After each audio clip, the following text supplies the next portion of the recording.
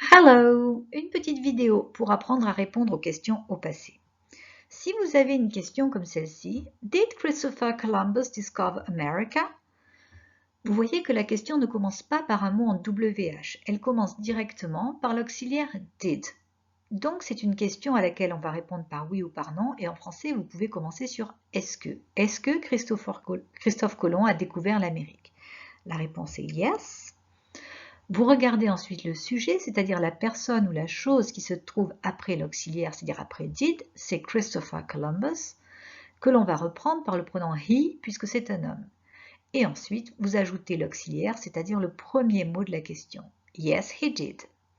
Même chose, were you at school last week? Pas de mot en WH au début, mais were, qui est l'auxiliaire être au prétérit et au pluriel. Donc, on répond par oui ou par non, on commence par est-ce que. Est-ce que vous étiez à l'école la semaine dernière? La réponse est no. Vous regardez le sujet qui se trouve après l'auxiliaire were, c'est you. Mais puisqu'on vous a posé la question à vous, ce vous va devenir je dans la réponse, I. On reprend l'auxiliaire, c'est-à-dire l'auxiliaire du début were, mais puisque le sujet est I, vous savez que au singulier were et was. Et c'est négatif, donc wasn't. No, I wasn't. Cela dit, le you de la question peut désigner soit vous tout seul, soit vous et d'autres personnes. Ça peut être un tu ou un vous. Si il y a plusieurs personnes, la réponse sera no. Le you va devenir oui, puisque vous êtes plusieurs, et on va garder l'auxiliaire were au pluriel, mais négatif. No, we won't.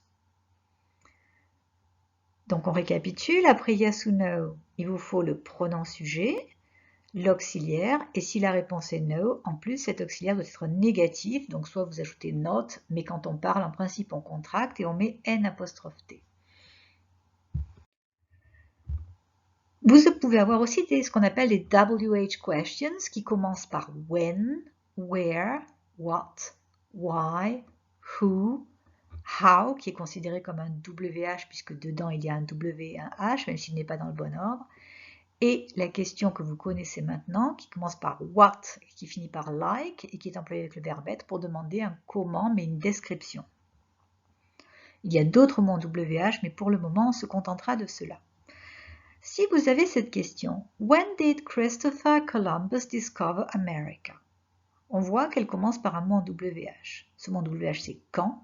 Donc, quand Christophe Colomb a-t-il découvert l'Amérique? Pour y répondre, je repère le sujet. Le sujet, c'est toujours pareil, c'est la personne ou la chose qui est après l'auxiliaire, c'est-à-dire après did ici. Donc, Christopher Columbus, c'est lui qui démarre la réponse. Christopher Columbus. Ensuite, vous regardez votre verbe. C'est discover que vous réutilisez.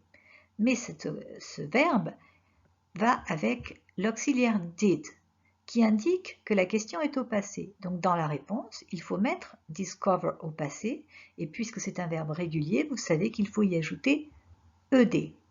Christopher Columbus discovered, on met le complément America, puis on regarde le mot interrogatif. When, on vous demande quand, donc il faut dire quand. In 1492. Je vous rappelle que pour les années, on coupe en deux. 1492, 1492. Si je prends cette question, Why did Prince Charles go to hospital last month? Elle commence par why, qui veut dire pourquoi. Pourquoi le prince Charles est-il allé à l'hôpital le mois dernier? Donc je cherche le sujet. Il se trouve après did, c'est Prince Charles que je réutilise. Je regarde le verbe, c'est go, et je vois que la question est au passé, puisqu'il y a did. Je sais que go est un verbe irrégulier et que son passé est went. Donc dans ce went, vous avez à la fois le verbe aller go et le prétérit, puisque c'est une forme irrégulière. Je mets to hospital, je pourrais répéter last month, mais on le sait puisqu'on vient de poser la question, donc on ne le répétera pas. Prince Charles went to hospital. Le mot interrogatif, c'est why, pourquoi? Donc forcément, la réponse contient because. Because he had the COVID-19 virus. Parce qu'il avait le Covid-19. Si je prends cette question, what was Snow White like? Je vais commencer par le sujet, Snow White, qui se trouve après l'auxiliaire was. Le seul verbe de la phrase, c'est le verbe être. Il est au prétérit, donc il est déjà tout prêt. Je le réutilise, was.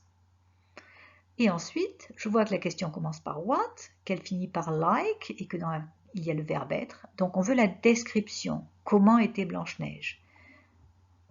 Beautiful and kind. Snow White was beautiful and kind.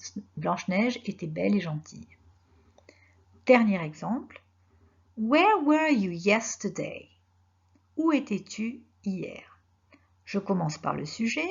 C'est à vous qu'on pose la question, puisque c'est you. Donc vous commencez par I.